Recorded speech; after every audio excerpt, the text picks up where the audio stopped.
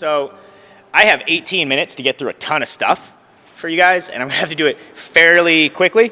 I don't have an intro slide to kind of give some authority because I was told not to do that, but since I don't have an introduction coming through, I just wanted to give you a little bit of background on myself really quickly before I jump in.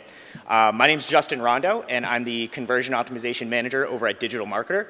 Previously, I was the Managing Editor and Testing Evangelist at Which Test One, where I got to actually analyze over 2,500 split tests, covering virtually any industry in existence. So I know it works, I know it doesn't work, and today I'm going to try to give you the proper methodology so that you can actually have a testing program that works. And how many of you went to see Tim's presentation, the last one, went to the testing one, and he covered probably a lot of things that people are doing wrong and gave you some, and kind of broke down some of the conversion myths that are out there. What I want to do today is, now that we know those conversion myths, I want to show you the surefire way to actually have a solid testing method. And to do that, you just have to follow these 5 steps. And when I say 5 steps, it sounds like, oh, it's so easy. There's some work that comes in mind here, so just bear with me there. All right, so I'm going to get started. No, I won't. There we go. Cool. So for your optimization strategy, here is step 1, and this is arguably the most important step that you're going to run into. It's page identification. That is the first step to any great test. And I know that there's a lot of people out there that say, you should always be testing, or, you test that page before you launch things, but it comes down to it that not all pages are actually test worthy. There's a lot of things that you shouldn't be testing, and where actually testing is going to cost you more money than it is going to make you money. So it's actually going to hurt your opportunity there.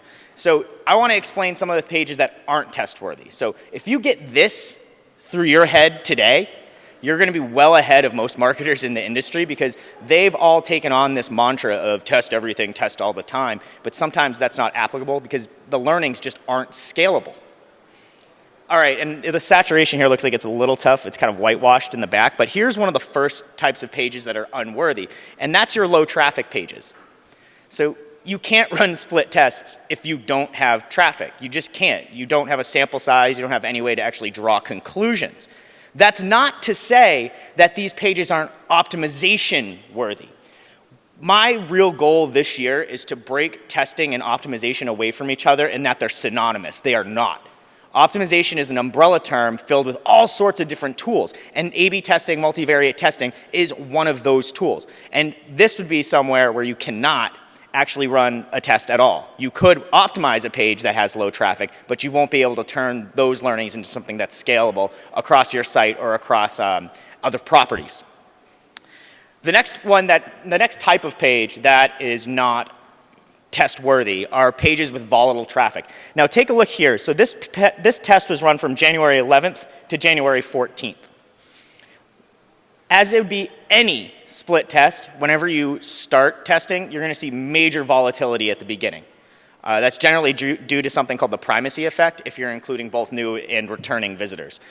But there's other types of volatile traffic. If you're using media buys on a test campaign that you haven't considered, then that's actually going to cause some volatility, and you'll get some pretty terrible conclusions. Email testing becomes difficult. It is doable, and the thing that makes it tough is that that is inherently volatile. You are sending something out on a Monday, and you don't know if it's the offer, the time of the day, the frequency by which you're hitting your list, or even what the burnout rate would be. So email, though very easy to test, when you're actually analyzing, can get a little bit trickier. So they're highly volatile pages, or test pages, essentially, or emails. The next thing, and I know everybody talks about personalization and advanced segmentation and how important that is. And you should be doing that. That's a tool for optimization. Remember, optimization umbrella, testing, qualitative research, retargeting, whatever, like segmentation. But you can't test on very, very segmented lists. So say, for instance, you have a page and you're like, I just want to know what's happening for males in Bulgaria or something.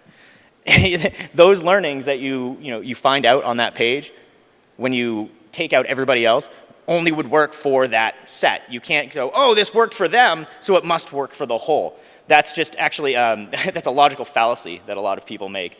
And it's called the existential fallacy, where they think an individual instance can actually be superimposed as a universal, which you just simply can't do. And that's why you shouldn't be testing on overly targeted segments as well. Again, you should be segmenting. That's part of your optimization toolkit, but you shouldn't be testing on these segments insofar as they are not scalable. Okay, so if you're new to testing, how many people are kind of new to it? How many people do it? Let's say, start with how many people are new to it. Okay, so there's a handful, 3 or 4. How many people dabble, but it's not like something you take too seriously? It's a couple. How many people are advanced? Anybody advanced? Okay. So if you're new and you're not that advanced, here's a strategy that works for me whenever I work with new clients or whenever I'm advising people. This is what I tell them to do, and that is to take a bottoms-up approach. So you want to start lower in the funnel and start optimizing there rather than starting kind of at the top level where that would be your home pages or your landing pages there. Mid being kind of product-centric pages, category pages, search result pages, and bottom being cart pages, checkout pages, thank you pages, which are still one of the most underutilized tools in your arsenal to actually increase average order value across the board. So start low. And here's an example. Here are a few examples as why. So here's an example of a shopping cart. It's really kind of a crappy looking shopping cart in my opinion, but this works just to show you that these are areas you should be testing in on these shopping carts. And if you, they actually did run this split test, and this was by Visual Website Optimizer, where adding in that, that nice checkout button there versus, view lodging options, add more activities, checkout without lodging, or without, yeah, that says lodging, that's odd, or whatever. But then they have this checkout button here. They break down all the details here, and that does end up winning out with a 36.5% lift in actual checkout. So work on these lower funnel pages and start trying to figure out how to move the needle there. When it comes to something like this, keep it simple and look trustworthy. Your carts don't have to have all these kind of like bells and whistles. Simplicity and increasing your trustworthiness at the most kind of fragile. This is where your users are probably at their most anxious. So make sure that they can trust you and that they're doing things there. So lead generation forms are another kind of low-hanging fruit in terms of starting low. Who's here is just in the business of generating leads? Anybody? Or do we have sales? So we have some people that are generating leads. And actually, little minor tweaks that you do on lead generation forms will actually make the difference. In this case, the change between here is request pricing, enter your details to request a quote, versus request pricing, enter your details for a no obligation quote. And I always think it's fun when you see things like no obligation and risk free. Those have become, over time, I think, old marketing speak, and I'm always wary when I see them. But in this case, actually, the no obligation quote still worked out. People like to know that they're not going to be hassled. They don't have to go any further with things that, oh, if I give you my information, you're not going to be spamming me, or kind of I have to do something at that point. Other things you can try on pages like this, definitely privacy policies. Notice here, there's really nothing about a privacy policy there. So they're like, do whatever you want with my information, go. You don't want to do that. In fact, I saw a test that was run by, it was in the education space. They were going after teenagers. And especially in kind of like the Facebook generation, these people assumed that teenagers don't really care about their privacy, and they ran a split test on their privacy policy. That privacy policy, the variation without the privacy policy absolutely tanked. And so people still do care about this stuff despite any sort of generational gap. Another kind of cool trick here is don't use words like spam in it. Don't say we won't spam you. That generally tanks as well. You start making them think about spam like, oh man, they can do that? Don't make them think that. Just say privacy assured, you're good. Don't use the S word there. It'll scare them. Here's an example of kind of more of a mid-low funnel page. And what they did here is they took a search results page, and I'm really, really sorry about this crappy looking image. But what they did here was you could choose categories, and so you'd hit a category, then select filter, versus just clicking a category and then it automatically changing what's going on in the page. And this is what I like to call is reducing perceived path. So they're reducing what looks like the number of steps, even though they don't have to make that click, it's still making that functionality happen. And this saw an 11.67% increase in transactions on that page. And then, as I said, thank you pages. Thank you pages are critical. Make sure to test on these things and actually, push for offers. If you're giving just an info product away, try on your thank you page to pull them up for a small sale. Try to turn them into a customer there, and then your relationship with them fundamentally changes. If you're selling e-commerce, if you're selling products, do your cross-selling here or upselling here so you're not adding friction in the cart. Get that sale, then push for them while they're the most excited. These are hands down probably one of the most underutilized ways to optimize. How many people feel like they have a great thank you page? That guy. Awesome. I'd like to see it, but not now. All right, so why you should start low. This is your most qualified traffic. They've jumped through all of your hoops. Finish the job, okay? You don't want to lose these people anymore, because if your cart and your lower funnel pages aren't optimized, I'm very sure that your top funnel pages aren't as well. So if they've made it through that maze, bring them home. Okay, so here's another case for starting low. This was right at the end of starting a trial for a site called Easy Texting, and they wanted to find out, if adding a chat bar at the bottom would be a distraction, or if it helped clarify why they were asking for that information specifically for a free trial. And having that there actually increased a 31% lift in trial submissions and starts. So they're asking for some pretty intense stuff here, even though it's a free trial. And they want to make sure that, if people have this kind of friction point, that they can ask a rep immediately.